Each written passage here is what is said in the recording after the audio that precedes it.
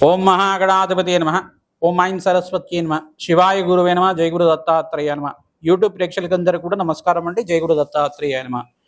ఈ రోజున మనమంతా కూడా ప్రధానంగా చూసుకుంటే ఈ యొక్క గోచార రీత్యా కేతు యొక్క ప్రభావం అంతా కూడా మే నెల మాసం ఈ యొక్క 18వ తారీఖు నుంచి కేతు యొక్క సంచారం అంతా కూడా సింహరాశిలో సంచారం చేయడం, రాహు అంతా కూడా కుంభరాశిలో సంచారం చేయడం మే నెల 18వ తారీఖు తర్వాత ఆ రోజునే అంతా కూడా ఈ యొక్క గ్రహాల యొక్క మార్పు జరుగుతుంది. కావున ప్రధానంగా ఈ రోజున మనం ఏం తెలుసుకుంటున్నామంటే విశ్వవసన సంవత్సరం వైశాఖ మాసంలో అంతా కూడా కేతు గ్రహ మార్పు అంతా కూడా ఈ యొక్క మేషాది ద్వాదశ రాశుల వాళ్ళకి ఎటువంటి ప్రభావం చూపిస్తుంది, కేతు గ్రహ దోష నివారణం అంతా కూడా చేసుకుంటే విపరీత రాజయోగము, అఖండమైన ఐశ్వర్యం కటాక్షం కలగడానికి, పుణ్యప్రాప్తి కలగడానికి, రాజయోగం కలగడానికి, ధనయోగాలు కలగడానికి కేతు అంతా కూడా మనకి ఏ రకంగా గ్రహం అంతా కూడా దోష నివారణ చేసుకుంటే ధనాదాయాలు పెరుగుతాయి, అధికమైన ఉన్నత స్థితి కలుగుతుంది, విపరీత రాజయోగంతో అష్టేషు ప్రాప్తి కలగడానికి, లక్ష్మీ కుబేర యోగం కలగడానికి ఆస్కారం ఉంటుందో తెలుసుకుంటున్నాం.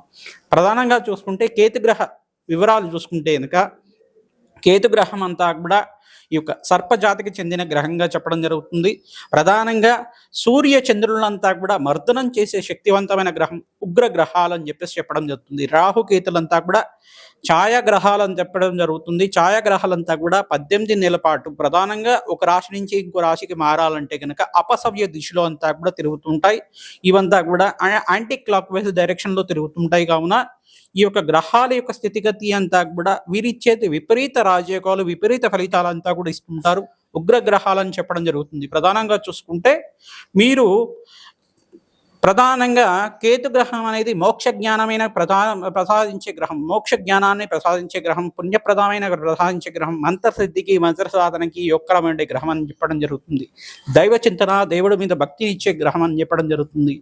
దేవుడి మీద అంతా కూడా భగవంతుడి మీద ఈ యొక్క భారం వేసుకొని జీవన విధానం చేసుకుంటుంటారు. చాలా మందికి కూడా విపరీతంగా భక్తి భావం అనేది ఉంటుంది. పుణ్య కార్యక్రమాలు చేయడం కానీ, అన్నదాన కార్యక్రమాలు కానీ, దానాధర్మాలు చేసుకోవడం కానీ, యజ్ఞాది కృతుల్లో పాల్గొనడం కానీ, యాగాలు చేయడం కానీ, విపరీత యాగాలని కూడా చేయడం కానీ, పుణ్యకరమైన యాగాలు చేయడం కానీ, యాగాలు చేసే ఆలోచన రావాలన్నా కానీ కేతు అనుగ్రహం కావాలట. దేవత ఆరాధన, అమ్మవారి ఆరాధన అంతా కూడా చేయాలని చెప్పేసి అంటే కనుక కేతు అనుగ్రహం ఉండాలట. ఎవరైతే కేతు అనుగ్రహం వల్ల పుణ్య కార్యక్రమాలు, పుణ్యక్షేత్ర దర్శనాలంతా కూడా చేసుకుంటూ ఉంటారు.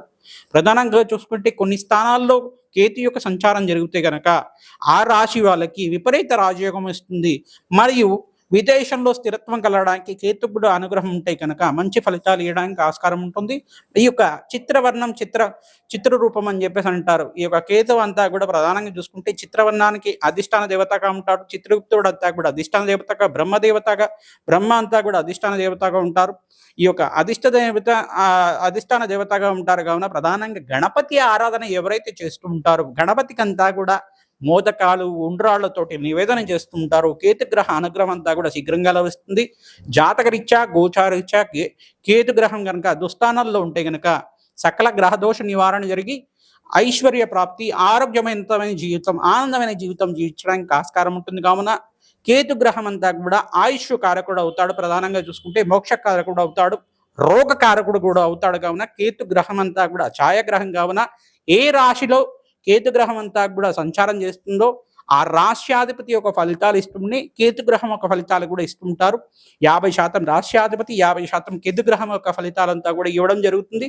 తద్వారా మోక్ష జ్ఞానానికి సాధనగా ఉంటుంది. కావున పుణ్య కార్యక్రమాలు ఆచరించుకుంటే కనుక యజ్ఞాది క్రియలు కానీ, గోమాత సేవ చేయడం కానీ, అన్నదాన కార్యక్రమాలు చేయడం కానీ, ఎవరికైనా జల సమర్పణ అంతా కూడా చేయడం అంటే చలివేంద్రం లాంటి పెట్టడం కానీ, ఇటువంటి అన్నదానం కానీ, విద్యాదానం కానీ చేసే వాళ్ళకి, పుణ్య కార్యక్రమాలు ఆచరించుకునే వాళ్ళకి అఖండమైన రాజయోగం కలుగుతుంది. కేతుగ్రహం వల్ల దేవుడి యొక్క అనుగ్రహం శీఘ్రంగా కలుగుతుంది. కావున ఈ ఫలితాలు అందరూ కూడా చెప్పడం జరుగుతుంది. ప్రధానంగా మేషరాశి వాళ్ళకి ఎటువంటి ఫలితాలు వస్తాయి, కేతుగ్రహం అంతా కూడా సింహరాశిలో సంచారం చేయడం వల్ల ఎటువంటి ఫలితాలు వస్తాయో తెలుసుకుందాం.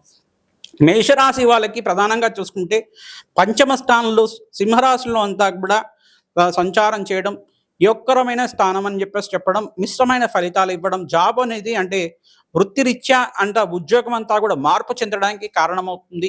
కేతుగ్రహం అంతా కూడా సింహరాశిలో సంచారం చేయడం వల్ల శ్రమతో కూడిన సంపాదన. మేషరాశి వాళ్ళకి ప్రధానంగా ఏలినాటి శని ప్రభావంలో ఉండడం వల్ల శని ప్రభావం అధికంగా ఉంటుంది. వీరంతా కూడా శనీశ్వరుడు ప్రీతికరంగా తైలాభిషేకము, శనీశ్వరు ప్రీతికరంగా తిలలు దానం చేసుకోవడం, నల్ల నువ్వులంతా కూడా దానం చేసుకోవడం, ప్రధానంగా బ్రాహ్మణోత్తంకి శనివారం రోజున శనిహోరలో దానం చేసుకోవడం వల్ల విపరీత రాజయోగానికి కారణమవుతుంది. మరియు బృహస్పతి అంతా కూడా మిథున రాశిలో సంచారం చేయడం మే నెల 15వ తారీఖు తర్వాత గురుయోగం కటాక్షం వల్ల మీకంతా కూడా రాజయోగానికి, విపరీత రాజయోగానికి కారణమవుతుంది. కావున దత్తాత్రేయ స్వామివారి ఆధారం చేసుకున్న వాళ్ళకి మంచి శుభమైన ఫలితాలు రావడానికి ఆస్కారం ఉంటుంది. అఖండ రాజయోగంతో అష్టేషు ప్రాప్తి కలగడానికి, లక్ష్మీ కుబరి యోగం కలగడానికి ఇక్కడ బృహస్పతి, శనీశ్వరుడు మరియు రాహు అంతా కూడా యోగకరంగా ఉంటాడు. కావున కుంభరాశిలో సంచారం చేయడం వల్ల రాహు కూడా యోగకరంగా ఉంటారు. ప్రధానంగా కేతుగ్రహ దోష నివారణార్థం మీరంతా కూడా మేషరాశి వాళ్ళు ఈ యొక్క ఉలువలు అంతా కూడా 2 కేజీలు చొప్పున బ్రాహ్మణోత్తంకంతా కూడా దానం చేయడం వల్ల, దక్షిణపూర్వకంగా దానం చేయడం వల్ల ఆశీర్వాదం, వేదాశీర్వాదం తీసుకోవడం వల్ల తద్వారా మీకు జాతకరీత్యా, గోచార రీత్యా ఈ యొక్క కేతు గ్రహ దోష నివారణ జరగడానికి ఆస్కారం ఉంటుంది. ఛాయాగ్రహం కావున ఇవిచ్చే ఫలితాలంతా కూడా మిశ్రమంగా ఉంటాయి. కావున శ్రమతో కూడిన సంపాదన, శుభకార్యాల నిమిత్తం అంతా కూడా వివాహాది శుభకార్యాలు కానీ, గృహప్రవేశ యోగం అంటే గృహయోగం ఇచ్చేది కానీ, ఈ యొక్క భూసంపద అంటే భూసంపద ఇచ్చే ఫలితాల మీద అయినా కానీ, ఎప్పుడైతే కనుక అంగారకుడు సింహరాశిలో సంచారం చేస్తారో మీకంతా కూడా ఈ యొక్క శనివత్ రాహు, కుజవత్ కేతు అంటారు. ఈ యొక్క ఉన్నప్పుడు ఎప్పుడైతే కనుక అంగారకుడు సింహరాశిలో సంచారం చేస్తూ ఉంటారో ఈ యొక్క కుచకేతుల కలయిక అంతా కూడా రాశిలో ఈ యొక్క పంచమ స్థానంలో ఉండడం వల్ల మీకంతా కూడా విపరీత రాజయోగం ఇవ్వడానికి ఆస్కారం ఉంటుంది.